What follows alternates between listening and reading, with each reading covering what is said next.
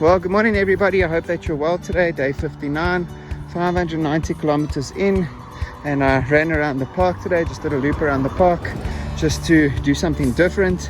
And while I was running this morning, I was listening to a podcast by John Piper, and he's got this incredible quote that really stuck with me this morning. The call for self-denial forces the pursuit for satisfaction in God. I'll say it again. The call for self-denial causes the pursuit for satisfaction in God.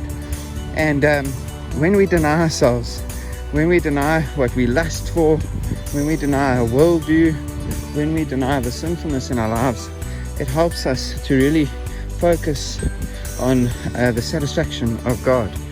And I can promise you, the more I take my eyes off Jesus while I run, the more I lose focus and the harder my running becomes. The harder I find it is for me to find satisfaction in my running and satisfaction in God, and the real reason why I'm doing this running every morning. So the call for self-denial forces the pursuit of satisfaction in God, and that is such an incredible quote. And I guess how this becomes real to me as well is the other day I was in a rush, and so we've got a local hairdresser. He's a Pakistani man, but he's a Muslim. And he's trying to learn English, and so whenever he speaks, I try and help him, and we try and get some sort of a conversation going. And he said, "Hey, I'm so excited. Christmas is around the corner, my Christmas." And I said, "Oh," he says, "Yeah, Ramadan." I'm like, "Okay, that's cool." And then he said, yeah, he's excited. And I said, "But don't you have to fast?" He says, yeah, I wake up at 3 to eat, and then I only eat again late at night. I said, "Oh, and do you find joy in that?" And he says, "Yeah, if I don't do that, I won't be lucky and my God will kill me." So, and this is what he said. It's not something that I've come up with. I said, "Oh, well, that sounds like an interesting God to follow. Why would he kill you? That doesn't sound nice."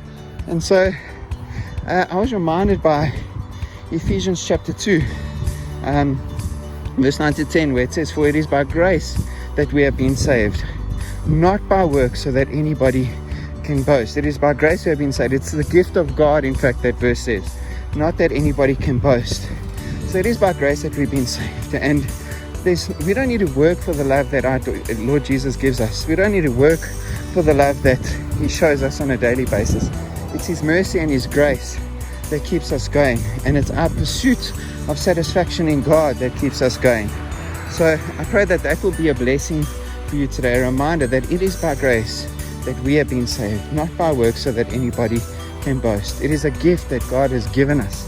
And I try to share that with this Muslim man and say, hey, my Jesus gives loves freely, regardless. Yes, we honor him when we fast, and yes, we can do certain things that pleases God, but he loves us regardless. And I don't know if he fully understood me, but I pray he did. And this conversation came about as well because I've got on my running shirt, "To God be the glory."